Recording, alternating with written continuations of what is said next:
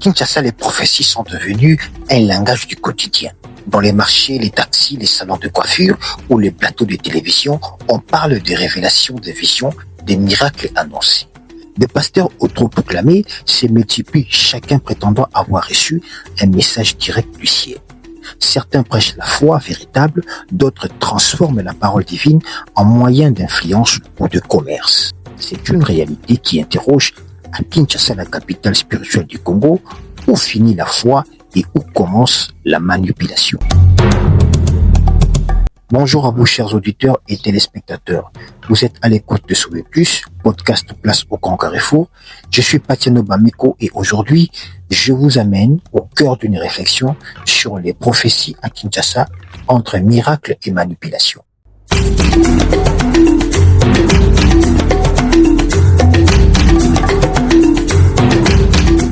La foi reste le socle invisible de la société quinoise. Dans la pauvreté, l'injustice ou la maladie, elle est souvent la seule lumière qui éclaire la vie. Mais depuis quelques années, une dérive s'installe. La parole de Dieu devient parfois un outil de marketing spirituel. Des hommes de Dieu promettent le succès, la guérison ou les mariages à condition de s'aimer une offrande. Et beaucoup tombent dans les pièges de la peur. Peur de la malédiction, peur de ne pas être béni, peur de désobéir à un prophète, peur de manquer les mariages, mais la foi n'est pas la peur. Elle est confiance et liberté.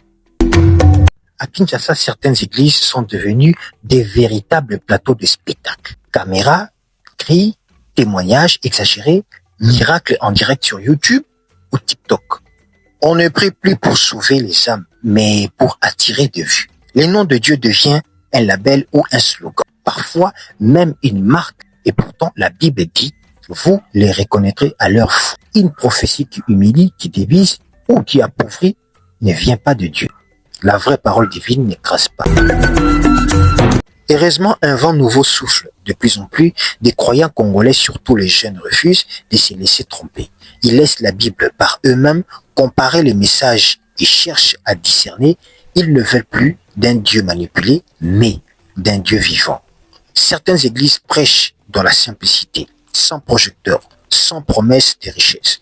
Ce sont elles souvent dans l'ombre qui gardent la vraie flamme du christianisme à Kinshasa. La foi, c'est la plus belle richesse du peuple congolais.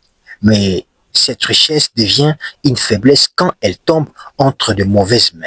Alors, posons-nous la question. Quand tout le monde prophétise, qui écoute encore Dieu? Ici Patiano Bameko pour Sauver Plus, podcast Place au Grand Carrefour. Restez vigilants, restez croyants et surtout, restez vrais.